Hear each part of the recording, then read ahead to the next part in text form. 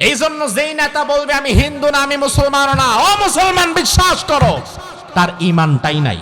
আপনাদের কিশোরগঞ্জের মানুষ কি নাম? ফজু পাগলা। আমি কিন্তু কই নাই, পরে আবার কইব হুজুর আমগর মানুষরা পাগলা কয়ে গেছে। আপনারা কইছেন, আমি শুধু শুনলাম।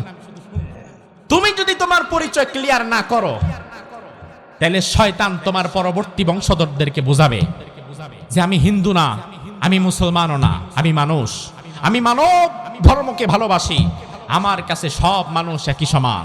এজন্য তুমি সাক্ষ্য দাও। ইব্রাহিম আলাইহিস সালাম সাথে সাথে বললেন, ইন্না সলাতি ওয়া নুসুকি ওয়া মাহইয়ায়া ওয়া মামাতি লিল্লাহি রাব্বিল আলামিন। আমার নামাজ আল্লাহর জন্য, আমার কোরবানি আল্লাহর জন্য, আমার জীবন আল্লাহর জন্য, আমার মরণটাও হবে কার জন্য? এরপরে ইব্রাহিম আলাইহিস সালাম বললেন, লা শারীকা লাহু ওয়া বিযালিকা উমিরতু ওয়া আনা আউয়ালুল মুসলিমিন। আল্লাহর সাথে কোনো শরীক নাই, আমি আদিষ্ট হয়েছি এই ব্যাপারে, আর দুনিয়াতে যত মুসলমান রয়েছে তাদের মধ্যে প্রথম হলাম আমি ইব্রাহিম। আল্লাহু আকবার। তাইলে আমার ভাই জবাব দেন, আপনার জাতির পিতা ইব্রাহিম দাবি করেছে আমি হিন্দু না, আমি মুসলমানও না, আমি মানুষ, এই দাবি করেছে? বরং তিনি বলেছেন আমার পরিচয় আনা মিনাল মুসলিমিন, আমার পরিচয় আমি মুসলমান। পরিচয় কি? মুসলমান। রাজনৈতিকভাবে আপনি যে কোনো দল ইচ্ছা করতে পারেন, তবে আপনি যেহেতু ইব্রাহিমের সন্তান, ইব্রাহিমের আদর্শ আপনার ভেতরে থাকা লাগবে। ইব্রাহিম আলাইহিস সালাম যখন সঠিক দাওয়াত পেয়ে গেলেন, ওই মুহূর্তে ইব্রাহিম আলাইহিস সালাম তিনি তার মায়ের বিরুদ্ধে দাঁড়িয়ে গেলেন, তিনি তার বাবার বিরুদ্ধে দাঁড়িয়ে গেলেন, তিনি তার সমাজের বিরুদ্ধে দাঁড়িয়ে গেলেন, এমনকি তিনি একাকী গোটা সমাজের বিরুদ্ধে, লক্ষ লক্ষ কোটি কোটি মানুষের বিরুদ্ধে একাই দাঁড়িয়ে গেলেন। এই জন্য আপনি রাজনৈতিকভাবে যে কোনো দল খুশি করেন, তবে আপনাকে সত্যের সাথে থাকা লাগবে। আপনি যদি দেখেন আমার দল, আমার নেতা, এমনকি আমার বাবাও এমন কোন কথা বলেছে যেই কথাটা কোরআন এবং হাদিসের সাথে যায় না, ওই মুহূর্তে ওই বাবা, ওই দল, ওই নেতারে পরিত্যাগ করে কোরআন এবং হাদিসের পক্ষে আপনারে থাকা লাগবে। অন্ধভাবে মানা যাবে না, অন্ধভাবে যদি মানেন তাইলে ঈমান থাকবে না। আমার ভাই, আমি একটা মসজিদে নামাজ পড়াই, স্টেজে এমন অনেক ওলামায়ে কেরাম আছেন যারা আইম্মাতুল মাসাজিদ, বিভিন্ন মসজিদের দায়িত্বে আছেন। আগামী দিন ফজরের সময় ফজরের নামাজ পড়ান মসজিদে। এই যে আমাদের উপস্থাপক সাহেব, তিনিও আলেম, তিনি যেই মসজিদে ফজরের নামাজ পড়ান, ওই মসজিদে ফজরের নামাজ হয় কয় রাকাত? না সন্দেহ আছে, উনি তো বোধহয় 3-4 রাকাত পড়াইতেই পারে, সন্দেহ আছে। তিনি তার মসজিদে ফজর পড়াবেন 2 রাকাত, কিন্তু কোনোদিন যদি ভুলে 2 রাকাতের সময় সালাম না ফিরায় আবার দাঁড়ায়া যায়, তখন মসজিদের মুসল্লিরা পেছন থেকে আবার দাঁড়াবে নাকি লোকমা দিবে? তার কারণ কি? উনি ছোটখাটো হুজুর, এই জন্য লোকমা দিলেন। কিন্তু আমি যদি কোনোদিন ফজর পড়াই, আমি যদি 2 রাকাতের জায়গায় 3 রাকাত পড়াই, আমার কিন্তু দিবেন না? আমারও দিবেন। আচ্ছা আমারে বাদ দেন, যদি বাইতুল মুকাররমের খতিব সাহেব হুজুর আইসা ফজর পড়ায় 2 রাকাতের জায়গায় 3 রাকাত, তাইলে কিন্তু আর দিয়েন না। যদি কাবার ইমাম আব্দুর রহমান আস-সুদাইস পড়ায়, উনি যদি 2 রাকাতের জায়গায় 3 রাকাত পড়ায়, তারপরেও কি দিবেন? কেন? উনি তো অনেক বড় আলেম, আপনি তাও লোকমা দিবেন। তার কারণ হচ্ছে আপনি বুঝায় দিবেন, ইমাম বেশি বাড়াবাড়ি কইরো না, তোমার পেছনে নামাজ পড়ে দেখে আমি মূলত তোমার অনুসরণ করছি না, আমি আমার আল্লাহ এবং রাসূলের কথা মতো চলছি। এই জন্য তুমি কোরআন এবং হাদিসের পক্ষে থাকবা যতক্ষণ, আমি তোমার সাথে তাল মিলাবো ততক্ষণ, আমি তোমার সাথে থাকবো ততক্ষণ। কিন্তু তুমি যখন কোরআন হাদিসের বাহিরে চলে যাবা, রাসূলের আদর্শের বিপরীতে কোনো কাজ করবা, রাসূল ফরজ পড়েছেন 2 রাকাত, তুমি যদি 3 রাকাত পড়ো, তুমি যদি কাবার ইমাম হও, আমি তোমারে ছাড় দেব না। ঠিক না ঠিক? ও মুসলমান, শিক্ষা নেওয়া লাগবে। মসজিদের ইমাম যেমন ভুল করলে ওই ইমামকে তুমি লোকমা দিয়া ঠিক করে দাও। মসজিদের ইমাম 2 রাকাতের জায়গায় 3 রাকাত পড়লে তুমি যেমন পেছন থেকে আল্লাহু আকবার বলে সুবহানাল্লাহ বলে লোকমা দিয়ে সোজা করে দাও। তুমি যে রাজনৈতিক দলের কর্মী, নেতার অন্ধভক্ত হবা না, নেতার গোলাম হবা না। তুমি সেই নেতার কথা মানবা ততক্ষণ, ওই নেতা কোরআন এবং হাদিসের পক্ষে থাকবে যতক্ষণ। তোমার নেতা যদি কখনো কোরআন হাদিসের বিরুদ্ধে কোনো কথা বলে ফেলে, সাথে সাথে মসজিদের ইমামের মতো ওই নেতারেও লোকমা দিয়া সোজা করে দেওয়া লাগবে। এখন আমার দেশের মানুষ বহুত সুবিধাবাদী। মসজিদের ইমাম ভুল করলে যে বেটা সূরা ফাতিহা পারেও না, হেও লোকমা দেয়। কিন্তু রাজনৈতিক নেতা ভুল করলে শিক্ষিত মানুষগুলো তখন আর লোকমা দেয় না। কথা কি ঠিক কিনা? আল্লাহ রাব্বুল আলামিন ইব্রাহিম আলাইহিস সালামকে বললেন, ইব্রাহিম তোমার পরিচয় দাও। তার কারণ গোটা মুসলিম মিল্লাতের পিতা আমি আল্লাহ তোমারে বানালাম, তোমার পরিচয় দেওয়ার দরকার।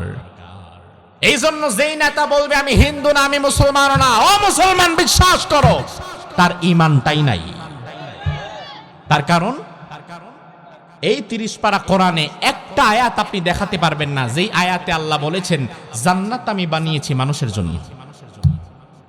এমন একটা আয়াত নাই 30 পারা কোরআনে যেখানে আল্লাহ বলেছেন যে মানুষের জন্য জান্নাত বানিয়েছি।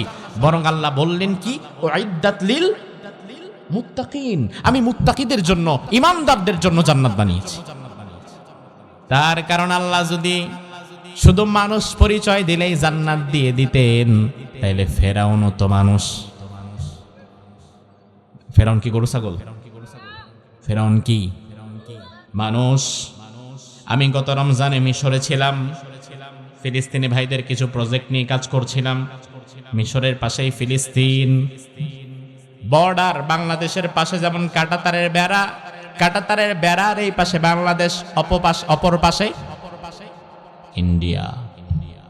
মিশরের কাঁটাতারের এই পাশে মিশর, অপর পাশে ফিলিস্তিন। সেই মিশরে গিয়ে দেখলাম ফেরাউন আহারে এখনো শুয়ে আছে, তার লাশটা আল্লাহ তাআলা ওইভাবেই রেখে দিয়েছে। 3116 বছর পানির নিচে ছিল, সমুদ্রের অতল গহ্বরে ছিল। 3116 বছর পরে এই লাশটাকে উত্তোলন করা হয়। আমরা টিকিট কেটে ঢুকলাম। এই মুহূর্তে এক্স্যাক্টলি মনে পড়ছে না 400 না 500 মিশরীয় পাউন্ড কত জানো লাগলো, অনেক এক্সপেন্সিভ। ঢুকলাম, অনেকগুলো মমি, এর মধ্যে ফেরাউন নামটা ওইভাবে খুঁজে পাবেন না। তার কারণ ফেরাউন হচ্ছে লকব, কোরআনে লকব ব্যবহার করা হয়েছে, আর মূল নাম হচ্ছে রামসেস আস-সানি, সেকেন্ড রামসেস। ওই যুগে ক্ষমতায় যারাই যেত তাদের লকব ছিল ফেরাউন। আর কোরআনে যে ফেরাউনের কথা এসেছে ও ছিল মূলত আর রামসেস আস-সানি, দ্বিতীয় ফেরাউন। তো গেলাম, দেখলাম শুয়ে আছে শটাং, মাথায় কয়েক গাছা চুল, হাতে বড় বড় নখ। গোটা পৃথিবী এক সময় শাসন করেছে, তার হুঙ্কারে তর্জনে গর্জনে কেঁপে উঠত সব। ইউযাব্বিহুনা আবনাকুম ওয়া ইস্তাহয়ুনা নিসাআকুম, যারে ধরতো তারে মারতো, যারে ধরতো তারে জবাই করত, কোনো জবাবদিহিতা ছিল না, যা খুশি তাই করত। ওই ফেরাউন কি এখন আছে না গেছে? ফেরাউনের বিদায় প্রমাণ হয় দুনিয়াতে জুলুম করবে যারা, অতি শীঘ্রই বিদায় নিতে হবে তাদের।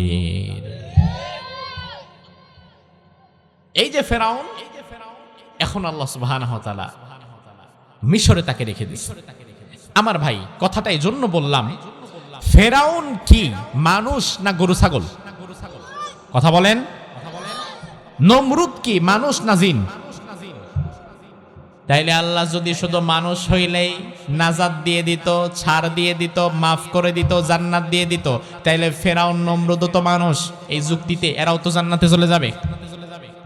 তার মানে শুধু জান্নাতে যাওয়ার জন্য মানুষ পরিচয় দিলে হবে না,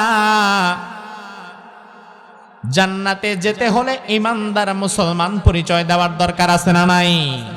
আসলে বিষয় হচ্ছে আপনাদের এই অঞ্চলের মাহফিলের একটা সুন্দর বিশেষত্ব হচ্ছে পোস্টারের শুরু থেকে শেষ পর্যন্ত ওলামায়ে কেরামের নামগুলোই প্রায়োরিটি পায়। অনেক জেলাতে যাওয়ার পরে দেখা যায় সভাপতি এমন লোকরে বানায় দিছে, যেই লোকরে আপনি বোম মারলেও মুখ দিয়া সূরা ফাতিহা বেরোবে না। আচ্ছা, এটা কি বানোয়াট না সত্য? সে হয়েছে সভাপতি। ময়মনসিংহে গেলাম 2 বছর আগে, গভীর রাতে মাহফিল। গভীর রাতের মাহফিলগুলো স্বাভাবিকত আমরা করি না। রাত 11টার মধ্যে মাহফিল শেষ করা সর্বোত্তম, সর্বোচ্চ 11:30। 12টার উপরে তো কোনোভাবেই যাবে না। 12টার মধ্যে যেন মানুষ বাড়ি গিয়ে ঘুমাতে পারে। তো ময়মনসিংহ অঞ্চলের মানুষগুলো এদের মাহফিল শুরু হয় রাত 12টার পর থেকে। তো আমি 2 বছর আগে যখন গেলাম, অভ্যাস আছে, আমি যখন গেলাম আমাকে বলল যে হুজুর আপনি খাওয়া দাওয়া করে ঘুমায় যান, আমরা আপনাকে ডেকে দিব। আমি বললাম ঘুমাবো মানে? আমি কি ঘুমানোর জন্য আসছি নাকি? কয়টা স্টেজে উঠাবেন? বললো 12টার দিকে ওঠো।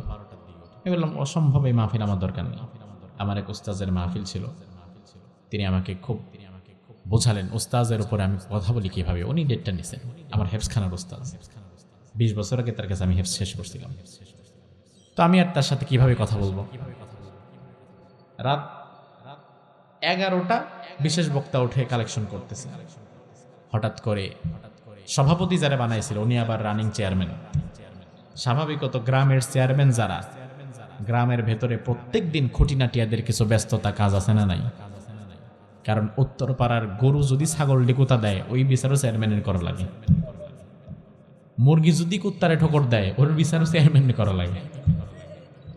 তো চেয়ারম্যান সাহেব হঠাৎ করে 11:30টার দিকে দৌড়ায় আসছে আমার কাছে, এসে বলে হুজুর আপনি কি প্রধান বক্তা? আমি বললাম তাই তো মনে হয়। হুজুর আমার একটু মেহেরবানি করে বাঁচান, আমি তো একটা বিপদে পড়ে গেছি, একটা মাসালা জানতে চাই। কি বিপদ আর কি মাসালা? বলে হুজুর আমি সারাদিন এত ব্যস্ততার মধ্যে থাকি, কাজ করি, আমার আইনা সভাপতি বানাইছি। এখন আমি যখন স্টেজে উঠছি, একটা মানুষ কতক্ষণ সারাদিন ক্লান্ত থাকার পরে আর এনার্জেটিক ভাবে কতটা সময় বসতে পারে? আমি স্টেজে বসে কথা শুনতে শুনতে হুজুরের ওয়াজও শুনি ঝিমাই, হুজুরের ওয়াজও শুনি ঝিমাই। এক পর্যায়ে ঝিমনির চোটে চোখটা লেগে গেছে, ওয়াজ শুনতে শুনতে ঘুম এসে গেছে। তো হুজুর আমার কানে শুধু এতটুকু কথা উঠলো, কে কে রাজি আছেন হাত তোলেন। তো এতটুকু কথা শুনে আমি চিন্তা করলাম যে অবশ্যই জান্নাতে যেতে কে কে রাজি তাদেরকেই হয়তো হাত তুলতে বলবে। আগের কথা আর খুব একটা শুনি নাই, আমি দাঁড়ায় হাত তুলে ফেললাম।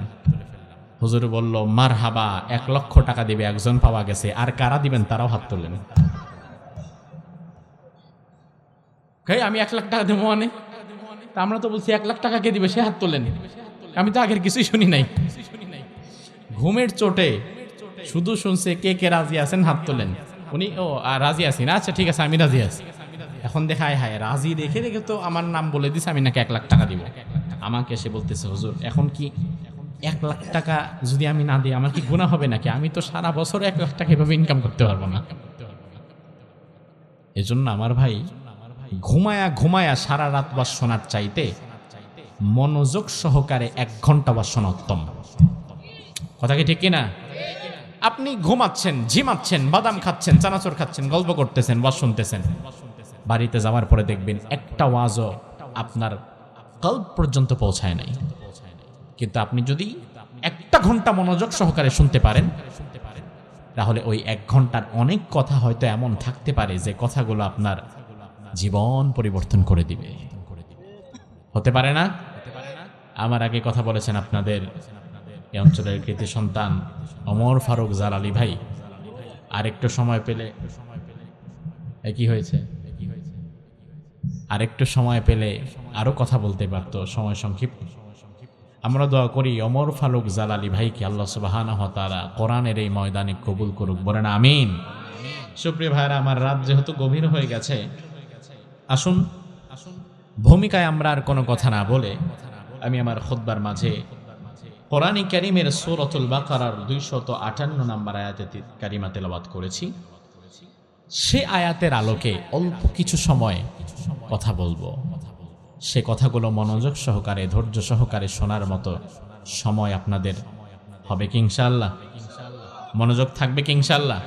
আমি আবারও বলছি, আগেও বলেছি, এখনো বলছি, ঘুমায়া ঘুমায়া সারা রাত ওয়াজ শুনতে দরকার নাই, সময় নষ্ট, টাইম ওয়েস্ট। এর চেয়ে বাসায় গিয়ে ঘুমিয়ে যান, কাছে লাগবে। তবে ওয়াজ যদি শোনেন তাহলে শোনার মতো 1 ঘন্টা শোনেন, যেখান থেকে কিছু কথা শেখার নিয়ত থাকবে। পারবেন না ইনশাআল্লাহ? আল্লাহ সুবহানাহু ওয়া তাআলা তিনি আমাদের রব। জোরে বলেন তো, আমাদের রব কে?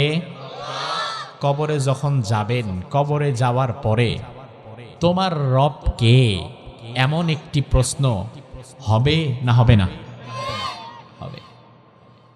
ফেরেশতা যখন বলবে তোমার রব কে, আমাদেরকে জবাব দিতে হবে রব্বি আল্লাহ, আমার রবের নাম আল্লাহ।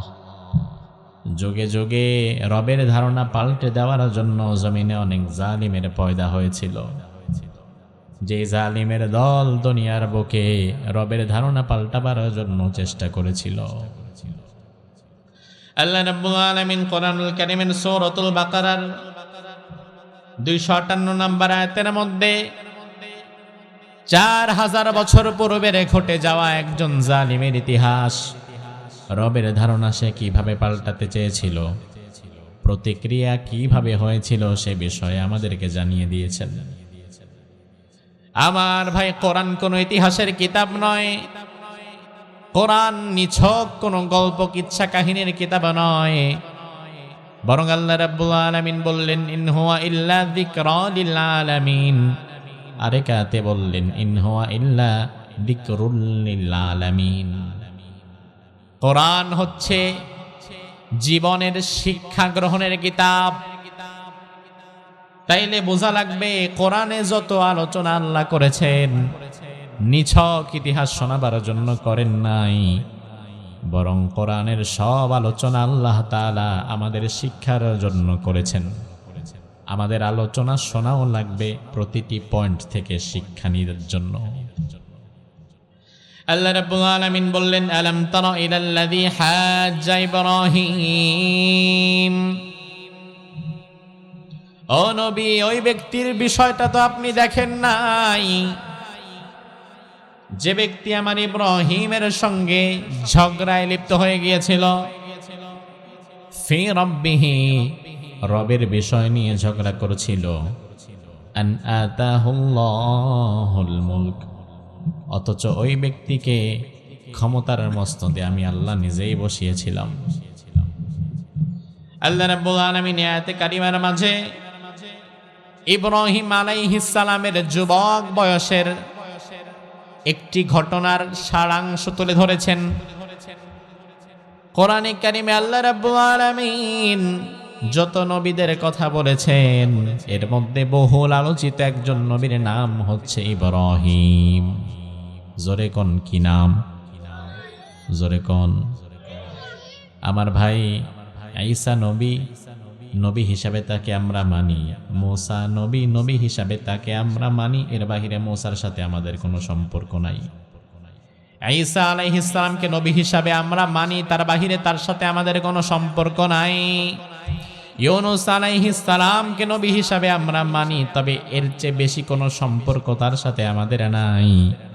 কিন্তু ইব্রাহিম আলাইহিস সালামকে শুধু নবী হিসাবে মানলেই হবে না, ইব্রাহিম আলাইহিস সালামের সাথে এখানে আপনারা যারা বসে আছেন নবী হিসাবে মানার বাহিরেও আরেকটা সম্পর্ক ইব্রাহিমের সাথে আপনাদের আছে না নাই?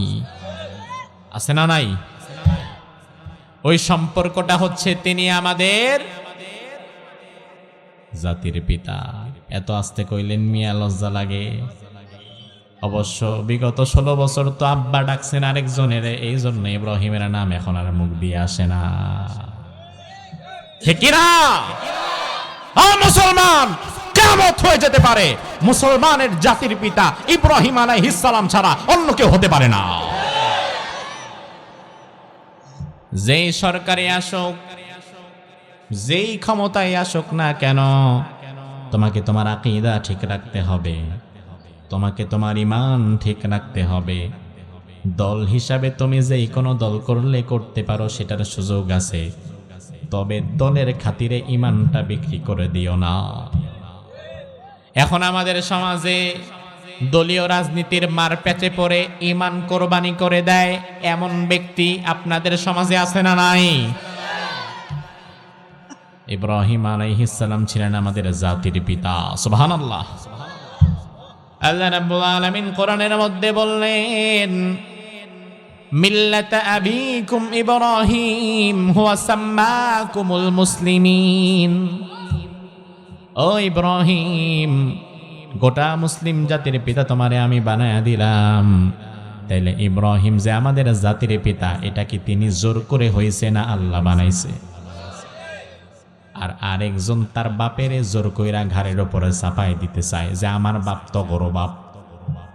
কিন্তু ইব্রাহিমের বিষয়টা ইব্রাহিম নিজে বানায় নাই, ইব্রাহিম যে জাতির পিতা এটা বানিয়েছেন কে? ইব্রাহিম আলাইহিস সালামের ব্যাপারে আল্লাহ বললেন, হুয়া সাম্মাকুমুল মুসলিমিন।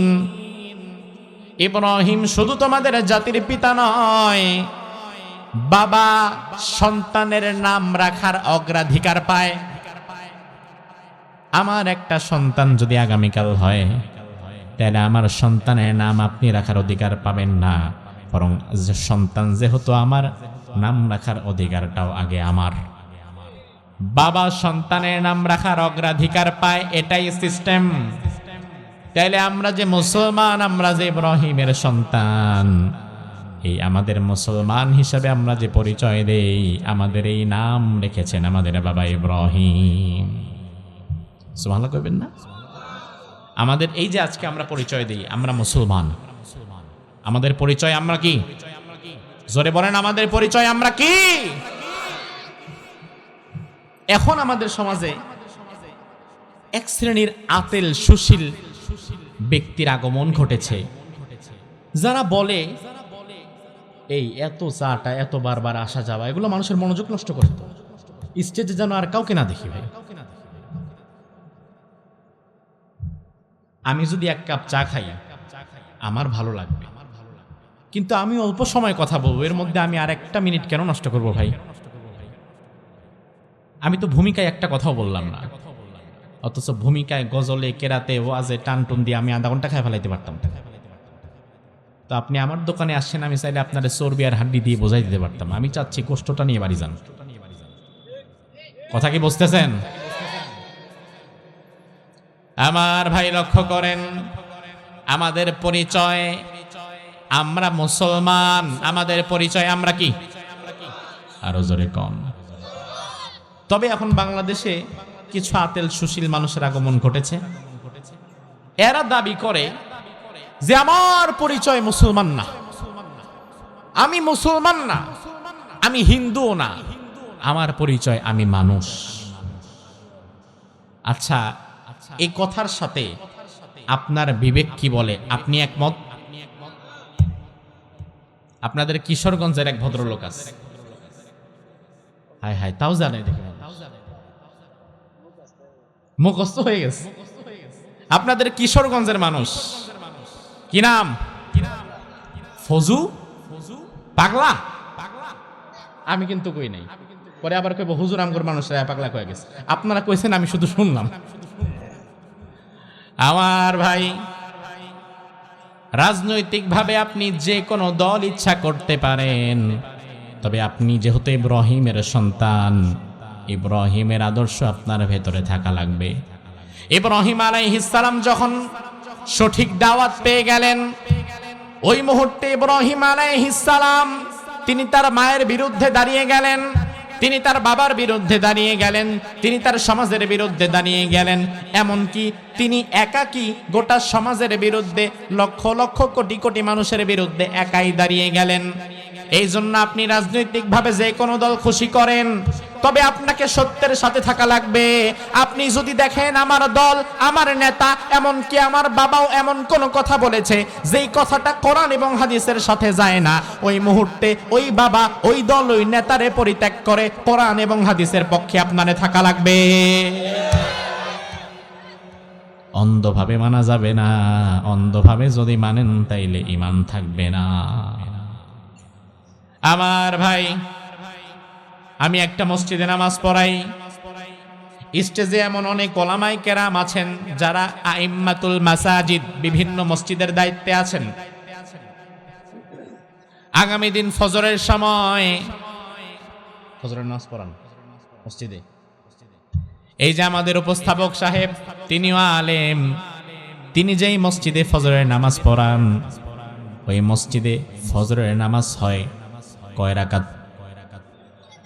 না সন্দেহ আছে, উনি তো বোধহয় 3-4 রাকাত পড়াইতেই পারে, সন্দেহ আছে। তিনি তার মসজিদে ফজর পড়াবেন 2 রাকাত, কিন্তু কোনোদিন যদি ভুলে 2 রাকাতের সময় সালাম না ফিরা আবার দাঁড়ায়া যায়, তখন মসজিদের মুসল্লিরা পেছন থেকে আবার দাঁড়াবে নাকি লোকমা দিবে? তার কারণ কি? উনি ছোটখাটো হুজুর, এই জন্য লোকমা দিলেন। কিন্তু আমি যদি কোনোদিন ফজর পড়াই, আমি যদি 2 রাকাতের জায়গায় 3 রাকাত পড়াই, আমার কিন্তু দিবেন না?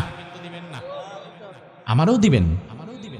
আচ্ছা আমারে বাদ দেন, যদি বাইতুল মুকাররমের খতিব সাহেব হুজুর আইসা ফজর পড়ায় 2 রাকাতের জায়গায় 3 রাকাত, তাইলে কিন্তু আর দিয়েন না। যদি কাবার ইমাম আব্দুর রহমান আস-সুদাইস পড়ায়, উনি যদি 2 রাকাতের জায়গায় 3 রাকাত পড়ায়, তারপরেও কি দিবেন? কেন? উনি তো অনেক বড় আলেম, আপনি তাও লোকমা দিবেন। তার কারণ হচ্ছে আপনি বুঝায় দিবেন, ইমাম বেশি বাড়াবাড়ি কইরো না, তোমার পেছনে নামাজ পড়ে দেখে আমি মূলত তোমার অনুসরণ করছি না, আমি আমার আল্লাহ এবং রাসূলের কথা মতো চলছি। এই জন্য তুমি কোরআন এবং হাদিসের পক্ষে থাকবা যতক্ষণ, আমি তোমার সাথে তাল মিলাবো ততক্ষণ, আমি তোমার সাথে থাকবো ততক্ষণ। কিন্তু তুমি যখন কোরআন হাদিসের বাহিরে চলে যাবা, রাসূলের আদর্শের বিপরীতে কোনো কাজ করবা, রাসূল ফরজ পড়েছেন 2 রাকাত, তুমি যদি 3 রাকাত পড়ো, তুমি যদি কাবার ইমাম হও, আমি তোমারে ছাড় দেব না। ঠিক না বে ঠিক? ও মুসলমান, শিক্ষা নেওয়া লাগবে। মসজিদের ইমাম যেমন ভুল করলে, ওই ইমামকে তুমি লোকমা দিয়া ঠিক করে দাও। মসজিদের ইমাম 2 রাকাতের জায়গায় 3 রাকাত পড়লে, তুমি যেমন পেছন থেকে আল্লাহু আকবার বলে সুবহানাল্লাহ বলে লোকমা দিয়ে সোজা করে দাও। তুমি যেই রাজনৈতিক দলের কর্মী, নেতার অন্ধভক্ত হবা না, নেতার গোলাম হবা না, তুমি সেই নেতার কথা মানবা ততক্ষণ, ওই নেতা কোরআন এবং হাদিসের পক্ষে থাকবে যতক্ষণ। তোমার নেতা যদি কখনো কোরআন হাদিসের বিরুদ্ধে কোনো কথা বলে ফেলে, সাথে সাথে মসজিদের ইমামের মতো ওই নেতারেও লোকমা দিয়া সোজা করে দেওয়া লাগবে। এখন আমার দেশের মানুষ বহুত সুবিধাবাদী। মসজিদের ইমাম ভুল করলে, যে বেটা সূরা ফাতিহা পারেও না, হেও লোকমা দেয়। কিন্তু রাজনৈতিক নেতা ভুল করলে, শিক্ষিত মানুষগুলো তখন আর লোকমা দেয় না। কথা কি ঠিক কিনা? আল্লাহ রাব্বুল আলামিন ইব্রাহিম আলাইহিস সালামকে বললেন, ইব্রাহিম তোমার পরিচয় দাও। তার কারণ গোটা মুসলিম মিল্লাতের পিতা আমি আল্লাহ তোমারে বানালাম, তোমার পরিচয় দেওয়ার দরকার। তুমি যদি তোমার পরিচয় ক্লিয়ার না করো, তাহলে শয়তান তোমার পরবর্তী বংশধরদেরকে বোঝাবে যে আমি হিন্দু না, আমি মুসলমানও না, আমি মানুষ, আমি মানব ধর্মকে ভালোবাসি, আমার কাছে সব মানুষ একই সমান। এজন্য তুমি সাক্ষ্য দাও। ইব্রাহিম আলাইহিস সালাম সাথে সাথে বললেন, ইন্না সলাতি ওয়া নুসুকি ওয়া মাহইয়ায়া ওয়া মামাতি লিল্লাহি রাব্বিল আলামিন। আমার নামাজ আল্লাহর জন্য, আমার কোরবানি আল্লাহর জন্য, আমার জীবন আল্লাহর জন্য, আমার মরণটাও হবে কার জন্য? এরপরে ইব্রাহিম আলাইহিস সালাম বললেন, লা শারীকা লাহু ওয়া বিযালিকা উমিরতু ওয়া আনা আউয়ালুল মুসলিমিন। আল্লাহর সাথে কোনো শরীক নাই, আমি আদিষ্ট হয়েছি এই ব্যাপারে, আর দুনিয়াতে যত মুসলমান রয়েছে তাদের মধ্যে প্রথম হলাম আমি ইব্রাহিম। আল্লাহু আকবার। তাইলে আমার ভাই জবাব দেন, আপনার জাতির পিতা ইব্রাহিম দাবি করেছে আমি হিন্দু না, আমি মুসলমানও না, আমি মানুষ, এই দাবি করেছে? বরং তিনি বলেছেন আমার পরিচয় আনা মিনাল মুসলিমিন, আমার পরিচয় আমি মুসলমান। পরিচয় কি? মুসলমান। এই জন্য যেই নেতা বলবে আমি হিন্দু না, আমি মুসলমানও না, ও মুসলমান বিশ্বাস করো, তার ঈমানটাই নাই। তার কারণ এই 30 পারা কোরআনে একটা আয়াত আপনি দেখাতে পারবেন না যেই আয়াতে আল্লাহ বলেছেন জান্নাত আমি বানিয়েছি মানুষের জন্য। এমন একটা আয়াত নাই 30 পারা কোরআনে যেখানে আল্লাহ বলেছেন যে মানুষের জন্য জান্নাত বানিয়েছি, বরং আল্লাহ বললেন কি উইদ্দাত লিল মুত্তাকিন, আমি মুত্তাকিদের জন্য, ঈমানদারদের জন্য জান্নাত বানিয়েছি। তার কারণ আল্লাহ যদি শুধু মানুষ পরিচয় দিলেই জান্নাত দিয়ে দিতেন তাইলে ফেরাউনও তো মানুষ।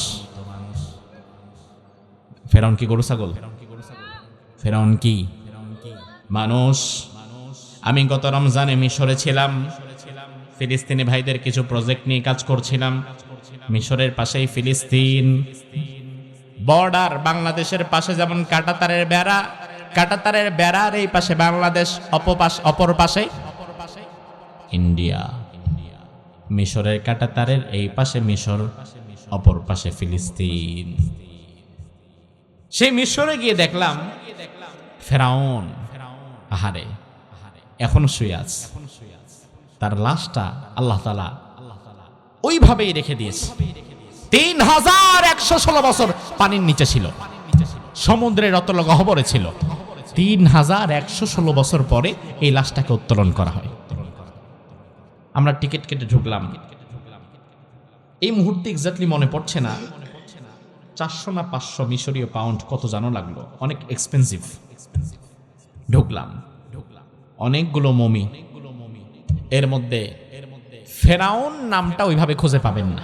তার কারণ ফেরাউন হচ্ছে লকব, কোরআনে লকব ব্যবহার করা হয়েছে, আর মূল নাম হচ্ছে রামসেস আথানি, সেকেন্ড রামসেস। ওই যুগে ক্ষমতায় যারাই যেত তাদের লকব ছিল ফেরাউন। আর কোরআনে যে ফেরাউনের কথা এসেছে ও ছিল মূলত আর রামসেস আথানি, দ্বিতীয় ফেরাউন।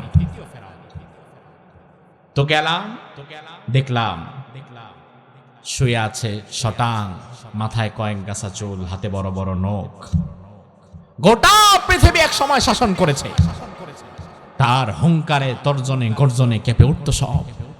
ইউযাব্বিহুনা আবনাকুম ওয়া ইস্তাহয়ুনা নিসাআকুম, যারে ধরতো তারে মারতো, যারে ধরতো তারে জবাই করত, কোনো জবাবদিহিতা ছিল না, যা খুশি তাই করত। ওই ফেরাউন কি এখন আছে না গেছে? ফেরাউনের বিদায় প্রমাণ হয় দুনিয়াতে জুলুম করবে যারা অতি শীঘ্রই বিদায় নিতে হবে তাদের। এই যে ফেরাউন, এখন আল্লাহ সুবহানাহু ওয়া তাআলা মিশরে তাকে রেখে দিয়েছে। আমার ভাই কথাটা এই জন্য বললাম, ফেরাউন কি মানুষ না গরু ছাগল? কথা বলেন। নমরুদ কি মানুষ না জিন? তাইলে আল্লাহ যদি শুধু মানুষ হইলেই নাজাত দিয়ে দিত, ছাড় দিয়ে দিত, মাফ করে দিত, জান্নাত দিয়ে দিত, তাইলে ফেরাউন নমরুদ তো মানুষ, এই যুক্তিতে এরাও তো জান্নাতে চলে যাবে। তার মানে শুধু জান্নাতে যাওয়ার জন্য মানুষ পরিচয় দিলে হবে না, জান্নাতে যেতে হলে ঈমানদার মুসলমান পরিচয় দেওয়ার দরকার আছে না নাই? আমার ভাই, আল্লাহ রাব্বুল আলামিন বললেন নবী ইব্রাহিম আলাইহিস সালাম, তিনি যুবক মানুষ, যুবক বয়সে ইব্রাহিম আলাইহিস সালাম রবের সন্ধান পেয়ে গিয়েছে। ইব্রাহিম আলাইহিস সালাম একা তাওহীদের পক্ষে, আর বিপরীতে পুরা সমাজ, পুরা দেশ, পুরা রাষ্ট্র, এমনকি ইব্রাহিমের মা বাবা পর্যন্ত শিরিকের পক্ষে। ইব্রাহিম আলাইহিস সালাম একা তাওহীদের পক্ষে, আল্লাহর পক্ষে, তিনি আল্লাহর সন্ধান পেয়ে গেলেন। এবার রবের সন্ধান পাওয়ার পরে ইব্রাহিম আলাইহিস সালাম হাটে মাঠে ঘাটে বাজারে গঞ্জে যেখানেই যায় সেখানেই রবের দাওয়াত দেয়, যেখানেই যায় সেখানেই সবাইরে হাতে ধরে পায়ে ধরে বোঝায়, আগুনের পূজা করো না, মাটির পূজা করো না, মূর্তির পূজা করো না, নমরুদের পায়ে সেজদা দিও না, সূর্যের পূজাও করো না, সেজদা দেওয়া লাগবে একমাত্র কাকে? সব জায়গায় এভাবে করে তিনি তার দাওয়াতি কার্যক্রম চালাচ্ছেন। এক কান দুই কান হতে হতে খবর চলে গেল নমরুদের কাছে যে আপনার রাজ্যে এমন এক যুবকের আবির্ভাব হয়েছে, সামি'না ফাতান ইয়াযকুরুহুম ইউকালু লাহু ইব্রাহিম, শুনলাম তার নাম নাকি ইব্রাহিম। এই যুবক যেখানেই যায় সেখানেই শুধু রবের কথা বলে, রব নাকি আল্লাহ, আপনার পূজা করা যাবে না, সূর্যের পূজা করা যাবে না, আগুনের পূজা করা যাবে না, মাটির মূর্তিকে সেজদা দেওয়া যাবে না। এই ছেলে যদি এইভাবে কথা বলতে থাকে তাহলে তো এক সময় যুব সমাজের মধ্যে পরিবর্তন হয়ে যাবে। আর যুব সমাজ যদি কোনোদিন পরিবর্তন হয়ে যায়, বিশ্বাস করেন পৃথিবীর কোন প্রান্তের কোন যুবকদের চরিত্র যদি একবার পরিবর্তন হয়ে যায়, যুবকরা যদি শিরিক বিদআত ছেড়ে তাওহীদের পক্ষ শক্তি হিসাবে কাজ করে, ওই রাজ্যে ওই রাষ্ট্রে কোনো জালিম স্বৈরাচার টিকে থাকতে পারে না। সমাজের মূল চালিকা শক্তি হচ্ছে যুবক। ইব্রাহিম আলাইহিস সালামের কথা নমরুদের কাছে চলে গেছে। নমরুদ বলল, তাই নাকি? তাইলে তো অতি তাড়াতাড়ি তারে ধইরাই না, ঝুলায় দেওয়া দরকার। কারণ যুগে যুগে আল্লাহর পথে যারা মানুষকে ডেকেছে তাদের বিরুদ্ধে জালিম স্বৈরাচারদের অত্যাচার আছে না নাই? এই সাউন্ড কি কমাইছো নাকি? আবার হাট্টা দিও না। ইব্রাহিম আলাইহিস সালামকে গোয়েন্দা বিভাগের লোকজন গেছে ধরে আনতে। আমার ভাই, একবার পরিস্থিতিটা একটু বুঝেন। আমরা অনেকেই হক কথা বলতাম না, হক কথা বলি নাই, এখনো বলে না। এলাকার পরিবেশ ভালো না, লোকজন আমাদের পক্ষে না, অমুক আমাদের পক্ষে না, তমুক আমাদের পক্ষে না। মুসলমান, দুনিয়ার পরিবেশ যদি ভালো হতো তাইলে 30 পারা কোরআন নাজিল হওয়ার তো দরকারই ছিল না। এই 30 পারা কোরআন নাজিল হয়েছে তো অশান্ত পরিবেশকে শান্ত করার জন্য, খারাপ মানুষগুলোকে ভালো বানাবার জন্য। তো তুমি আমি যদি এলাকার পরিবেশ ভালো না, অমুক ক্ষমতায় তমুক ক্ষমতায়, অমুক এই দল করে তমুক সেই দল করে, এই কথা মাথায় রেখে ওয়াজ করো, তাহলে জীবনে কোনোদিন ভালো হবে না। তোমার মাথায় রাখতে হবে, দুনিয়ার পরিবেশ যে দিকে যাক আমার তা দেখার দরকার নাই, আমি আমার রবের জন্য কথা বলবো। কথা কি ঠিক না? ইব্রাহিম আলাইহিস সালাম যদি একবার চিন্তা করতেন যে আমার পক্ষে একজনও নাই, এলাকার পরিবেশ খারাপ, আমি একটা কথাও বলবো না, আমি যা জানছি নিজে নিজে নামাজ পড়ে পড়ে জান্নাতে ঝুঁকে যাব, অসম্ভব। কারণ কোন সেলফিশ একাকী যারা জান্নাতে যেতে চায়, দুনিয়ার মানুষ জাহান্নামে যাক আমার কি, এমন মানুষের জন্য আল্লাহ জান্নাত বানাই নাই। এই জন্য কোন এক শিল্পী গেয়েছেন, জান্নাতে একা আমি যাব না কো ভাই, তোমাকেও সাথে করে জান্নাতি দলে নিতে চাই। দুনিয়ার মানুষের দায়িত্ব হচ্ছে সত্য পাওয়ার পরে অপর ভাইয়ের কাছেও সত্যটা পৌঁছে দিতে হবে। বাল্লিগু আন্নি ওয়ালাউ আয়া, পৌঁছে দাও, একটা কথা হলেও পৌঁছে দাও, সেখানে গেলে টের পাবে। ইব্রাহিম আলাইহিস সালামকে ধরে গোয়েন্দা বিভাগের লোকজন নমরুদের রাজদরবারে নিয়ে এসেছে। আপনাদের কি মনোযোগ আছে? কষ্ট হচ্ছে খুব বেশি? আর একটু থাকবেন না? তিনাকে নিয়ে গেছে। ইব্রাহিম আলাইহিস সালাম গিয়ে দেখেন এমন হাজার হাজার মানুষ, মধ্যখানে নমরুদ এমন একটা চেয়ারে বসে আছে। ওই মজলিসে হাজার হাজার মানুষ, একটু বিবেককে কাজে লাগান তো, ওই হাজার হাজার মানুষের মধ্যে ইব্রাহিমের পক্ষে আছে কয়জন? বাবা আছে? আহারে, যার পক্ষে তার বাপ ভাই মা থাকে না, এর পক্ষে আর থাকবেটাকে? আমার ভাই, পুরা মজলিসে হাজার হাজার লোক, তবে সব নমরুদের পক্ষে, ইব্রাহিমের পক্ষে কেউ নাই, একজন ছাড়া। তিনি কে? নমরুদ বলল, ইব্রাহিম। আনতা ইব্রাহিম, তুমি ইব্রাহিম না? বলে, জি আমি ইব্রাহিম। পাশ থেকে আরেকজন কয়, স্যার উনি কিন্তু ওই যে আপনার মূর্তি টুর্তি যে বানায় আজরের ছেলে। ও তাই নাকি? হ্যাঁ, তোমার বাবা তো আমার এখানে কাজ করে। আচ্ছা বলো তোমার সমস্যা কি? বলে, আমার তো কোনো সমস্যা নাই, আপনারই না সমস্যা, আমি তো আর আসি নাই, আপনারা নিয়ে আসছেন। আচ্ছা ইব্রাহিম, ঘুরিয়ে পেঁচিয়ে কথা বলা দরকার নাই, তোমার বিষয়ে কিছু অভিযোগ এসেছে আমার কানে, এর সত্যতা প্রমাণ চাই। আমি তোমাকে প্রশ্ন করব একটা, এক বাক্যে তোমাকে জবাব দেওয়া লাগবে। ঘোরায়া পেঁচায়া যুক্তি টুক্তি দেওয়া দরকার নাই, এক বাক্যে জবাব দিবা। হ্যাঁ বলেন, কি প্রশ্ন বলেন? ইব্রাহিম, মার রব্বুকা ইয়া ইব্রাহিম? এই ইব্রাহিম জবাব দাও, আমার চোখে চোখ রেখে জবাব দাও, তোমার রব কে? আচ্ছা ভাই, ইব্রাহিম আলাইহিস সালাম হাজার হাজার মানুষ নমরুদের পক্ষে, আমি একা, এই চিন্তা করে তিনি কি রবের পরিচয় পাল্টে ফেলবেন? বরং ইব্রাহিম আলাইহিস সালামকে যখন বলেছে তোমার রব কে, তিনি শাহাদাত আঙ্গুল আকাশের দিকে তুলে বলেছেন রব্বি আল্লাহ, সুবহানাল্লাহ। চিৎকার দিয়ে বলেছেন আমার রব আল্লাহ। ঐতিহাসিকবিদগণ লিখেন এই কথা আল্লাহর নাম উচ্চারণ ইব্রাহিম আলাইহিস সালাম যখন করেছে, নমরুদের রাজপ্রাসাদ যেন একটা ভূমিকম্প হয়ে গেল। জোরে বলবেন না আল্লাহু আকবার। কারণ নমরুদের এই শিরকিয়াতের ভেতরে এ পর্যন্ত আল্লাহু আকবারের আওয়াজ এভাবে কেউ তুলতে পারে না। আল্লামা হাফেজ ইমাদউদ্দিন ইবনে কাসির রাহিমাহুল্লাহ, তাফসীর ইবনে কাসিরের লেখক, তিনি লিখেছেন নমরুদ 1 বছর 2 বছর নয়, ক্ষমতায় ছিল 400 বছর। কয় বছর? 400 বছর। এই 400 বছর ক্ষমতায় থাকার পরেও কিন্তু তার বিদায় হওয়া লেগেছে। আর বর্তমানে তুমি কত বড় জালিম হবা, তুমি তো 400 বছর ক্ষমতায় থাকা তো দূরে থাক, তুমি তো এতদিন হায়াতি পাবা না। 2, 4, 5 বছর, 10 বছর, 15 বছর, এর বেশি তো না। এই অল্প সময় যদি জালিম হয়ে যাও, এমন একটা সময় চলে আসবে, ওই সময়টাতে নিজের দেশে কোনোদিন ফিরতে পারা তো দূরের কথা, নিজের দেশে শেষ কবরটা হবে কিনা এটাও সন্দেহ। কি লাভ ভাই, কি লাভ? কয়দিনের ক্ষমতা পেয়ে কি লাভ? ইব্রাহিম আলাইহিস সালাম বললেন আমার রব আল্লাহ। নমরুদ এবার বলল তোমার রব আল্লাহ।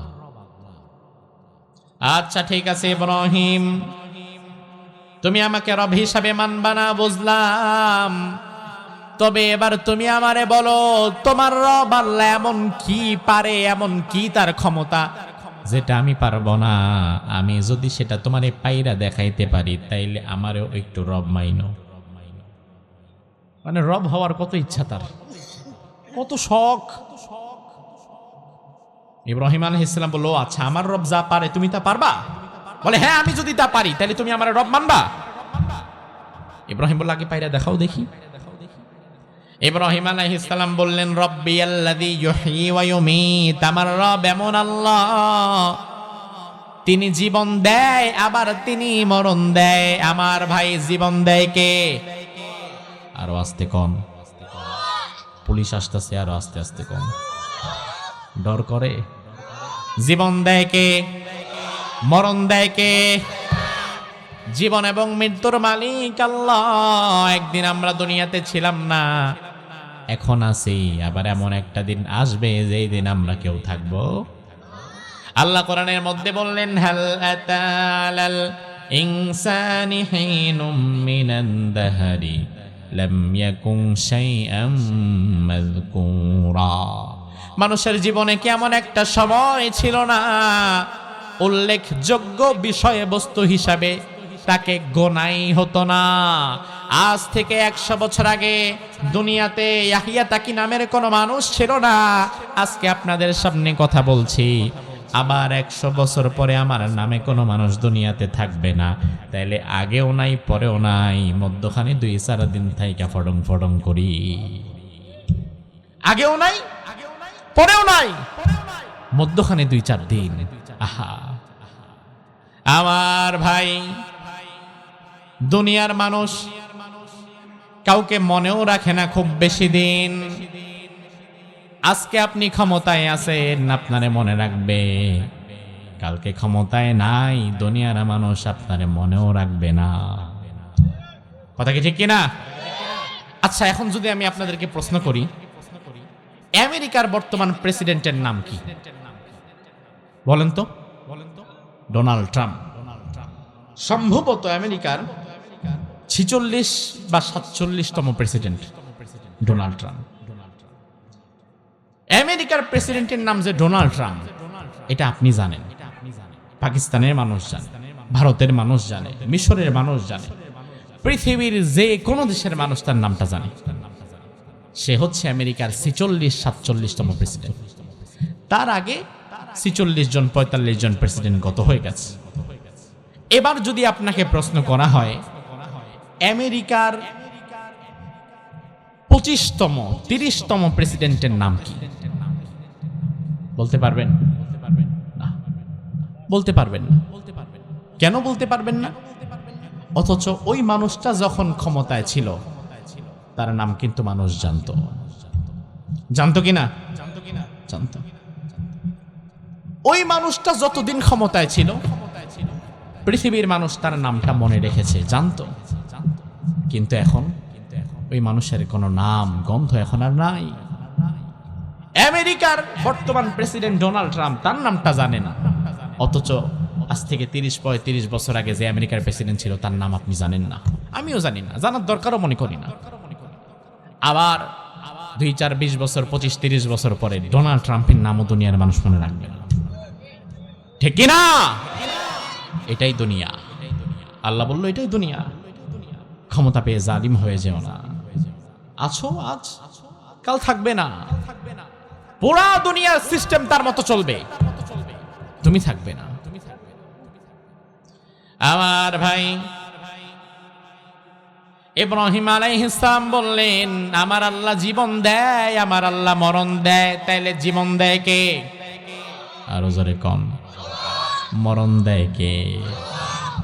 নমরুদ কয়, আনা উহয়ি ওয়া উমীত।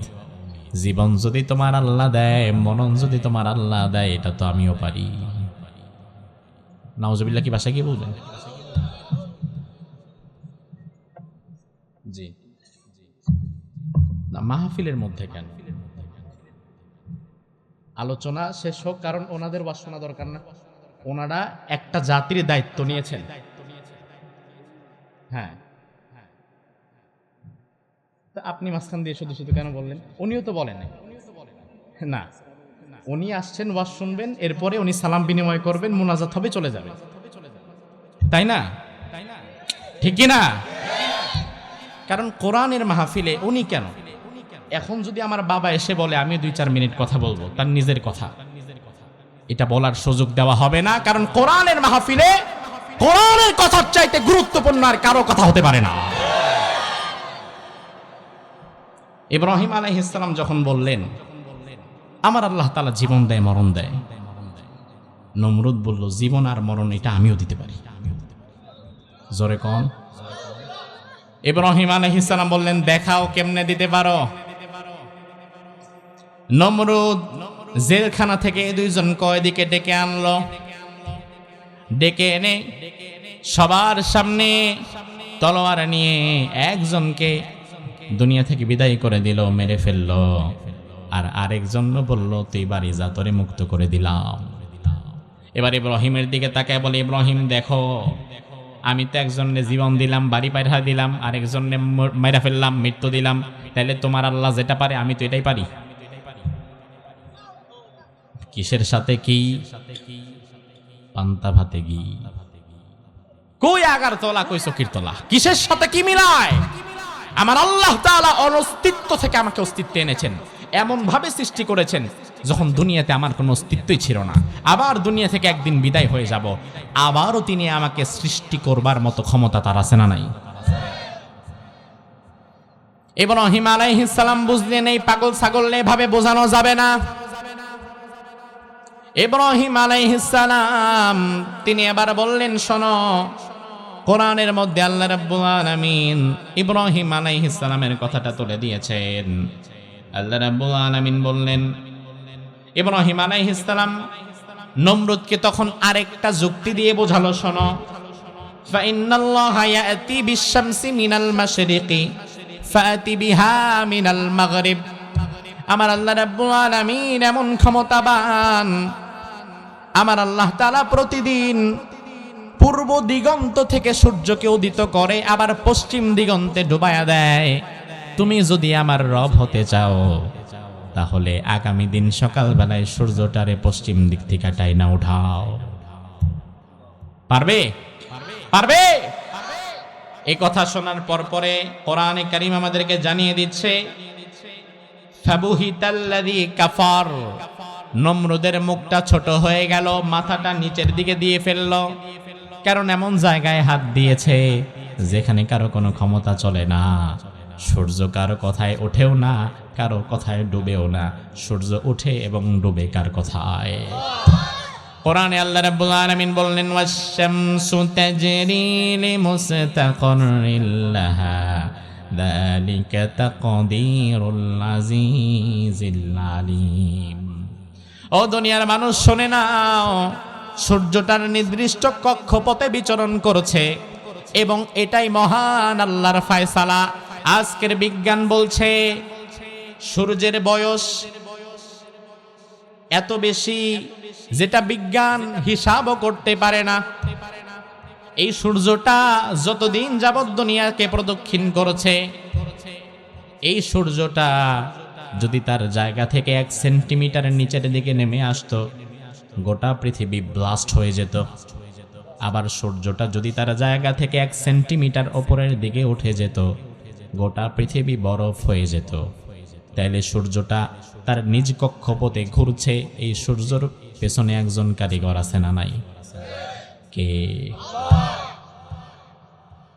তার কথা ফাবুহিতাল্লাযী কাফার, নমরুদের মুখটা একেবারে ছোট হয়ে গেল। এই কথার উপরে তো আর কথা বলা যায় না। আমার ভাই, আলোচনার শেষ প্রান্তে চলে আসছি আমরা। এরপরে আল্লাহ রাব্বুল আলামিন বলেন ওয়াল্লাহু লা ইয়াহদিল কওমাল যালিমিন, আমি আল্লাহ তাআলা কোন জালিমরে দুনিয়াতে হিদায়াত দেই না। পুরা আলোচনা যতটুকু শুনলেন, এই পুরা আলোচনা যদি ভুলেও যান, অন্তত আল্লাহ তাআলা সামারিতে যে কথা বলে দিলেন এটা ভুলেন না। আল্লাহ বললেন ওয়াল্লাহু লা ইয়াহদিল কওমাল যালিমিন, দুনিয়ার কোন জালিমরে আমি হেদায়েত দেই না। আমার ভাই, হেদায়েতের মালিক কে? হেদায়েত কার কাছে? দুনিয়ার কোন নবী রাসূলের হাতেও আল্লাহ হেদায়েত ছেড়ে দেন নাই। বিশ্বনবী সাল্লাল্লাহু আলাইহি ওয়াসাল্লাম হেদায়েতের জন্য সবচেয়ে বেশি পরিশ্রম করেছেন আবু তালেবের পেছনে। আবু তালেব হচ্ছে বিশ্বনবীর চাচা, যেই চাচা নিজের জীবনের চাইতেও রাসূলকে বেশি ভালোবেসেছেন। সারা জীবন বিশ্বনবীকে বুক পেতে আগলে রেখেছেন। মৃত্যুর সময় আল্লাহর হাবিব আবু তালেবের মাথার কাছে এসে বললেন, ও আমার প্রিয় কলিজার টুকরা চাচা, জাহান্নামে আপনি জ্বলবেন, এই শাস্তি আমি সহ্য করতে পারবো না। আপনি মেহেরবানি করে একটাবার কালিমা পড়েন, কুল লা ইলাহা ইল্লাল্লাহ কালিমাতান লা আশহাদু লাকা বিহা ইনদাল্লাহ। আপনি শুধু একবার লা ইলাহা ইল্লাল্লাহর সাক্ষ্য দিয়ে মরে যান, কিয়ামতের ময়দানে আমি নবী আল্লাহর দরবারে সুপারিশ করে আপনাকে জান্নাতে নিয়ে যাব। এত কথা বলার পরেও আবু তালেব শেষবারের মতো কালিমা পড়লেন না। আবু তালেবের শেষ কথা ছিল ওয়া আনা আলা মিল্লাতি আবদুল মুত্তালিব, আমি আমার বাবা আব্দুল মুত্তালিবের ধর্মের উপরে রয়ে গেলাম, আমি ইসলাম গ্রহণ করলাম না। আল্লাহ রাব্বুল আলামিন আয়াত নাযিল করে দিলেন, নবী ইন্নাকা লা তাহদি মান আহবাবতা ওয়ালাকিন্নাল্লাহা ইয়াহদি মান ইয়াশা ওয়া হুয়া আ'লামু বিল মুহতাদিন। ও নবী, আপনি ভালো করে শুনে নেন, আপনি যাকে চাইবেন তাকে হেদায়েত দিতে পারবেন না, কারণ হেদায়েতের মালিক আপনি না, হেদায়েতের মালিক কে? আল্লাহর হাবিব কেঁদে কেঁদে আল্লাহরে বললেন, আল্লাহ, সব চেষ্টা করে ব্যর্থ হলাম, তবে আমার বড় জানতে ইচ্ছে হয়, আমার চাচা আবু তালেব তো সারা জীবন আমার জন্য অনেক করেছে, ইসলামের জন্য তো তার অনেক অবদান, আপনি তারে কি করবেন? আপনার ফয়সালা কি? আল্লাহ রাব্বুল আলামিন বললেন, নবী, আমি আপনার চাচাকে জাহান্নামের সবচেয়ে কম শাস্তি দেব, এত কম শাস্তি আর কাউকে দেব না। আল্লাহর হাবিব বললেন, আমি জানতে চাই। সাহাবায়ে কেরাম বললেন, ইয়া রাসূলুল্লাহ, আপনার চাচার শাস্তি কি হবে? বিশ্বনবী সাহাবীদের বললেন, আহওয়ানু আহলিন নারি আযাবান আবু তালিব ওয়া হুয়া মুনতাইনুন বিনালাইন ইয়াগলি মিনহুমা দিমাগু। আবু তালেবের সর্বনিম্ন শাস্তিটাই হচ্ছে আবু তালেবের পায়ের নিচে ছোট্ট একটা স্যান্ডেল পরায় দেওয়া হবে, জাহান্নামের আগুনের দ্বারা তৈরিকৃত এমন ছোট ছোট স্যান্ডেল পরিয়ে দেওয়া হবে তার পায়ের নিচে। ওই স্যান্ডেলের উত্তাপের কারণে আবু তালেবের মাথার মগজগুলো টাস করে ফেটে, মহিলারা ভাত রান্না করার সময় ভাত যেমন টকবক করে ওঠে, আবু তালেবের মাথার মগজগুলো কানের ছিদ্র আর নাকের ছিদ্র দিয়ে গড়িয়ে গড়িয়ে পড়বে। এটাই যদি হয় সর্বনিম্ন, তাইলে সর্বোচ্চটা কি? আল্লাহ বললেন ওয়াল্লাহু লা ইয়াহদিল কওমায যালিমিন, কোন জালিমরে আমি হেদায়েত দেই না। ও মুসলমান, জুলুমকারী হয়ো না, কারণ দুনিয়ার জালিমেরা যা যা হারায় তার নসিব থেকে, এর মধ্যে সবার আগে হারায় কপাল থেকে হেদায়েত। এই জন্য আপনি দেখবেন দুনিয়াতে ক্ষমতা পেয়ে যারাই জুলুম করেছিল, মৃত্যুর আগে হেদায়েত নসিব হয়েছে এমন নজির নাই। দুনিয়াতে ফেরাউন হেদায়েত পায় নাই, অথচ ফেরাউন কিন্তু মৃত্যুর আগে তওবা করেছিল। ফেরাউনের কথা আল্লাহ কোরআনে তুলে দিয়েছেন, আল আনা ওয়া ক্দ আসাইতা ক্বাবলু ওয়া কুনতা মিনাল মুফসিদিন। ফেরাউন আল্লাহরে বলে, আল্লাহ আমানতু আন্নাহু লা ইলাহা ইল্লাল্লাযী আমানাত বিহি বানু ইসরাঈল। আয় আল্লাহ তাআলা, বনে ইসরাইলের লোকেরা যে মূসার প্রতি ঈমান এনেছে, যে রবের প্রতি ঈমান এনেছে, আমি ফেরাউন আজকে সেই রবের প্রতি ঈমান আনলাম। রব্বি মূসা ওয়া হারুন, মূসা এবং হারুনের রবের প্রতি আমি ঈমান আনলাম।